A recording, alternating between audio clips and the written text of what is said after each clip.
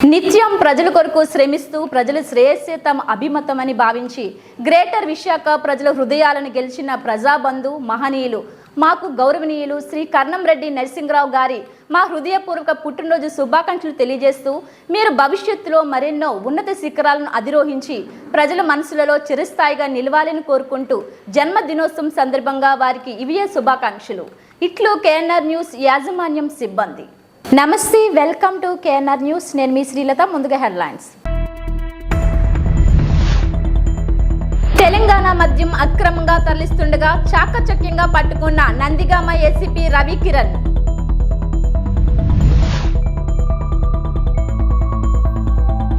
ప్రధాని సభకు సమాయత్తం కావాలి, పార్టీ శ్రేణులకు భాజపా కన్వీనర్ కర్నంరెడ్డి పిలుపు. ఎన్నికల ప్రచారంలో ముందంజలో ఉన్న అదితి విజయలక్ష్మి గజపతిరాజు.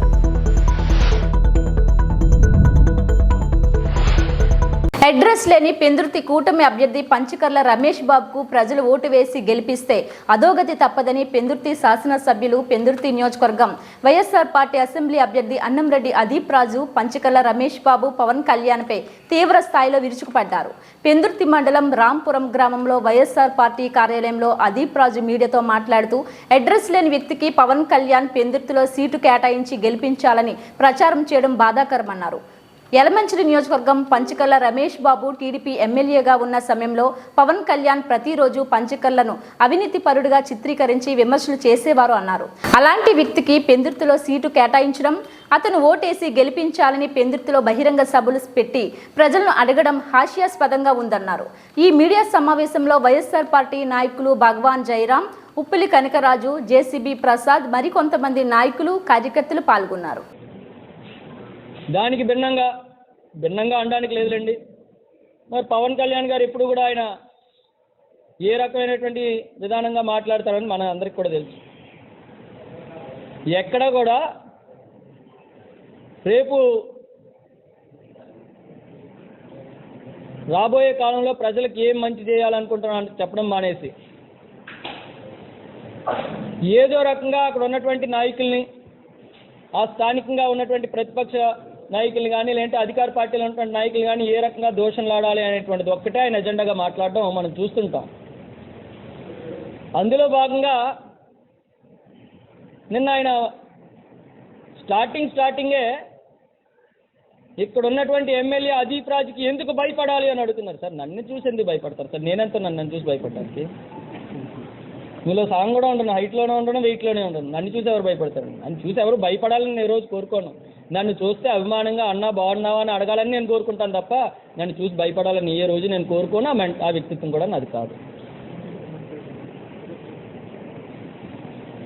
ఇంక ఏదో రకంగా మరొకసారి అంటారు,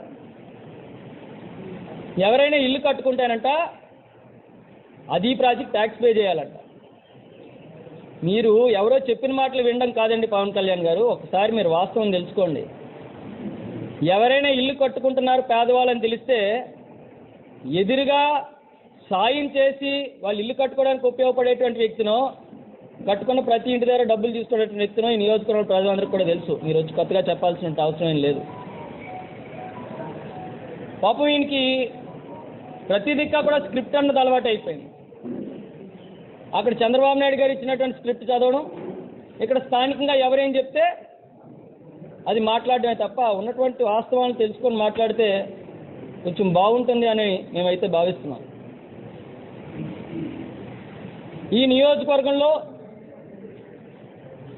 ఏదో అక్రమాలు జరిగిపోతున్నాయి, అన్యాయాలు జరిగిపోతున్నాయి. వీటన్నిటి నుంచి విముక్తి చెందాలి అంటే పంచకర్ల రమేష్ బాబు గారిని గెలిపించాలన్నారు.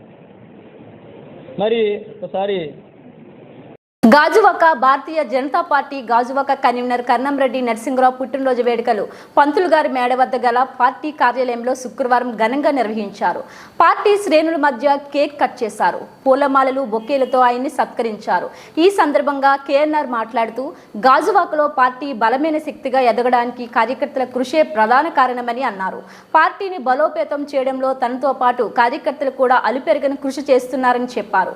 కేంద్రంలో నరేంద్ర మోదీ సర్కార్ ప్రవేశపెట్టిన అనేక సంక్షేమ పథకాలను ప్రజల్లోకి తీసుకువెళ్తున్నామని తెలిపారు. మోదీ పాలన తీరుతో దేశం ప్రగతి బాటన పయనిస్తుంది అన్నారు. కార్యక్రమంలో కో కన్వీనర్ సోంబాబు, నాయకులు గూటూరు శంకర్రావు, బాటా శ్రీనివాసు, నాగేశ్వరరావు, బోండా ఎల్లాజీ, దీనంకొండ పావని, గీతా సింగ్ తదితరులు పాల్గొన్నారు.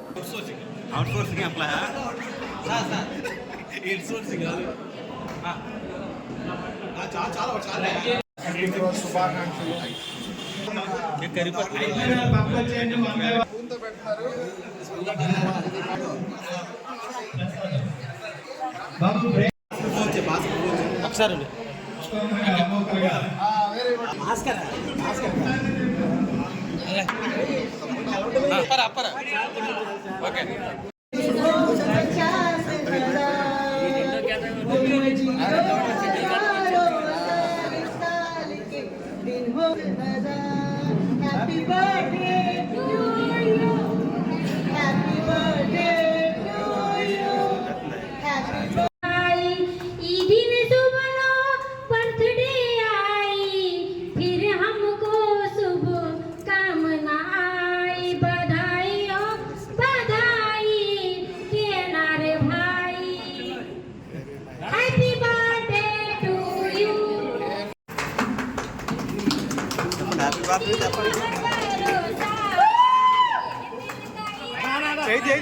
हजारों साल ये दिल का इरादा है. बधाई हो बधाई के नार भाई. बधाई हो बधाई.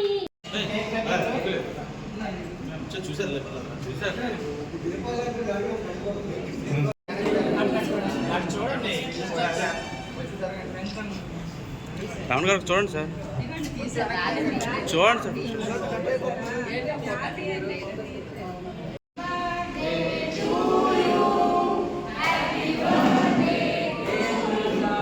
స్మార్ట్ ప్రెసిడెంట్ గట్టి మాట గురించి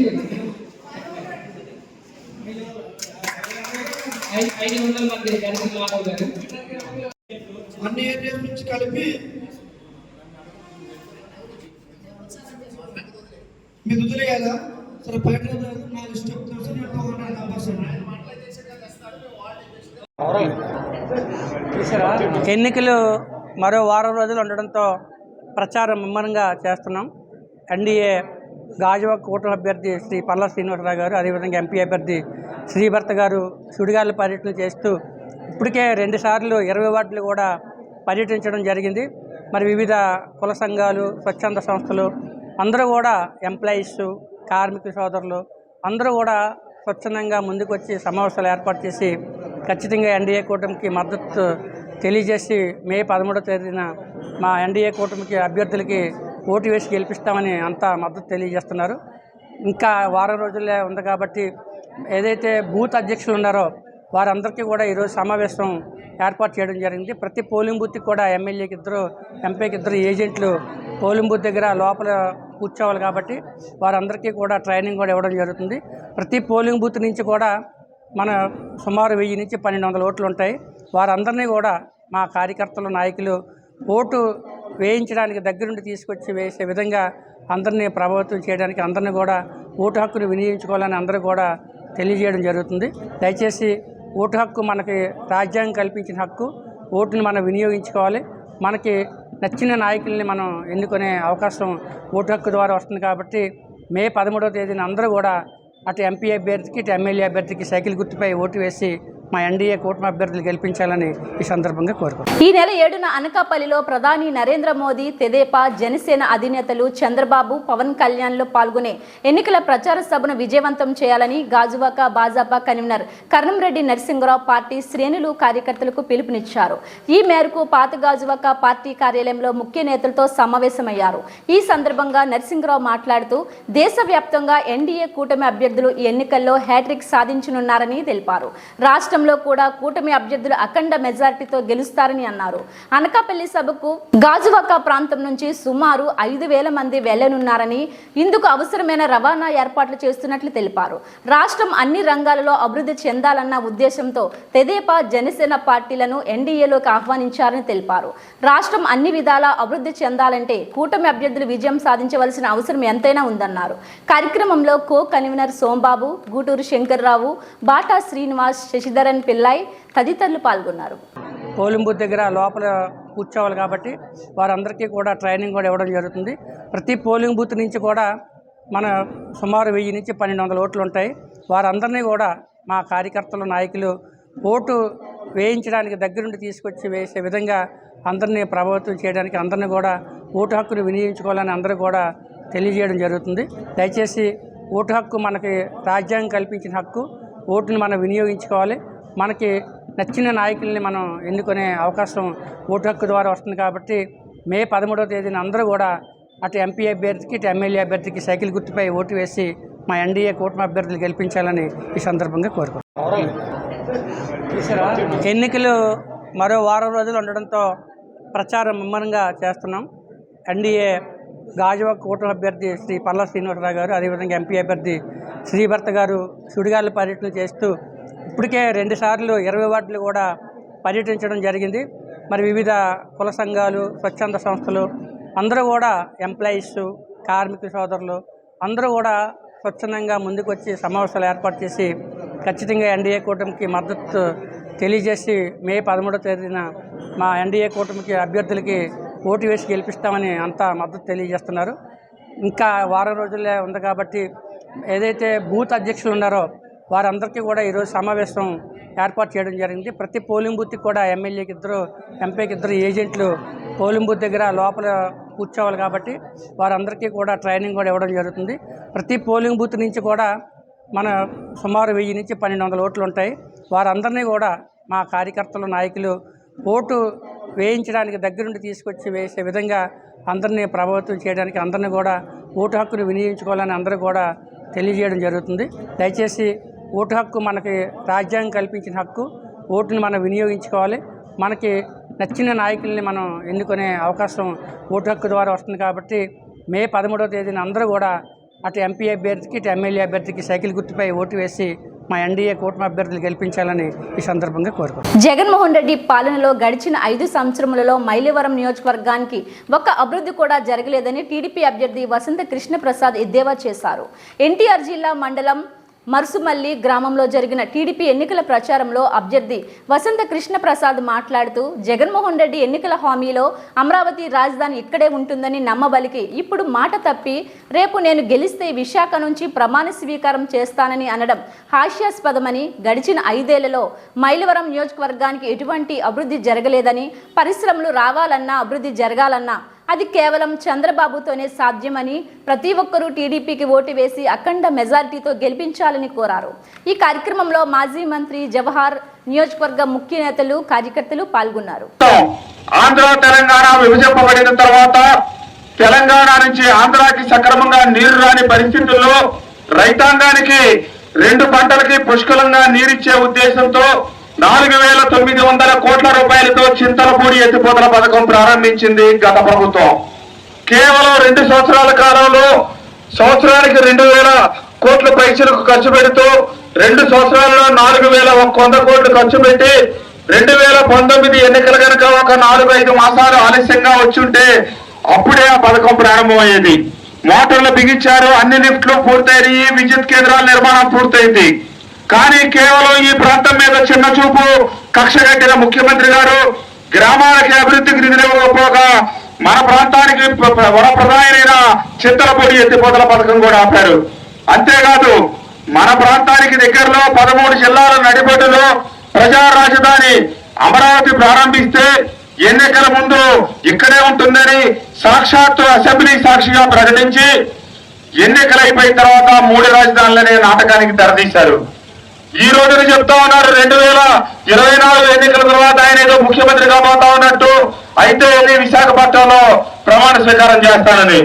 మరి మన ప్రాంతానికి సాగునీరు వచ్చే ప్రాజెక్టులు ఆపి మన ప్రాంతానికి అభివృద్ధికి సంబంధించిన అమరావతి ఆపి మన ప్రాంతానికి సంబంధించిన అన్ని గ్రామాలకు సంబంధించిన బిడ్డలు భవన నిర్మాణ కార్మికులు అమరావతి వెళ్ళి ఉపాధి పొంది ఆ రోజు చేతి నిండా పని దొరికేది, అలాగే చదువుకున్న యువతకి ఉద్యోగాలు దొరికాయి. ముఖ్యమంత్రి గారు అనుకుంటా ఉన్నారు కేవలం మీటర్ నడిపితే ఆ కుటుంబాలన్నీ బతుకుతా ఉన్నాయని. సంక్షేమ పథకాలు పేదలకు అవసరమైన వేడి నీళ్లకు చన్నీళ్ల తోడులాగా కేవలం ఈ సంక్షేమ పథకాలే ఈ పేద ప్రజలు ఆధారపడలేరనే విషయాన్ని ముఖ్యమంత్రి గారు గమనించలేకపోతా ఉన్నారు. అభివృద్ధి సంక్షేమం రెండు కళ్ళుగా గత ప్రభుత్వాలు ముందుకు సాగిని ఎన్టీ రామారావు గారు కావచ్చు, చంద్రబాబు నాయుడు గారు కావచ్చు, రాజశేఖర రెడ్డి గారు కావచ్చు, కిరణ్ కుమార్ రెడ్డి గారు కావచ్చు, రోసీ గారు కావచ్చు. కానీ దురదృష్టవశాత్తు జగన్మోహన్ రెడ్డి గారు ఒక్కళ్ళే కేవలం రాష్ట్రానికి ఆదాయాన్ని తెచ్చి ఆదాయం ద్వారా సంక్షేమ పథకాలు అమలు చేసి పేదలకి అండగా ఉందామనే విషయాన్ని మర్చిపోయి ఈ ప్రభుత్వం అధికారంలోకి వచ్చేటప్పటికి 2.5 లక్షల కోట్ల అప్పు ఈ రోజు 12 లక్షల కోట్లకు చేరింది. తెలంగాణ నుండి అక్రమ మద్యం తరలిస్తున్న వృద్ధుడిని చాకచక్యంగా నందిగామ ఏసీపీ రవికిరణ్ పట్టుకున్నారు. తెలంగాణ నుంచి స్కూటీలో అక్రమ మద్యాన్ని తెలంగాణ నుండి ఆంధ్రాకు తీసుకువెళ్తుండగా నందిగామ శివారులో ఎన్టీఆర్ జిల్లా నందిగామ ఏసీపీ రవికిరణ్, సిఐ హనీష్ సిబ్బందితో కలిసి పట్టుకొని 100 క్వార్టర్స్ బాటిల్ను స్వాధీనం చేసుకొని తరలిస్తున్న వృద్ధులను స్కూటీను అదుపులోకి తీసుకుని కేసు నమోదు చేసి దర్యాప్తు చేస్తున్నారు.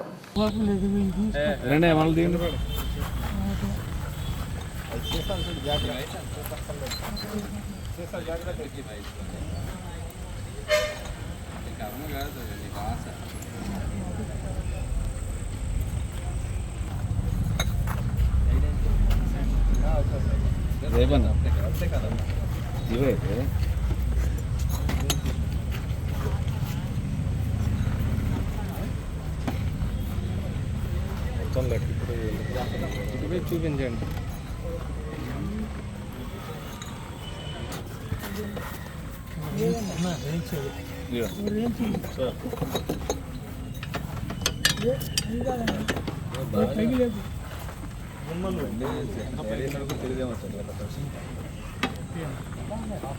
ఇవి బులెటిన్ అప్డేట్స్. మరిన్ని వార్తా విశేషాలతో మళ్ళీ కలుద్దాం. అంతవరకు సెలవు. నమస్కారం.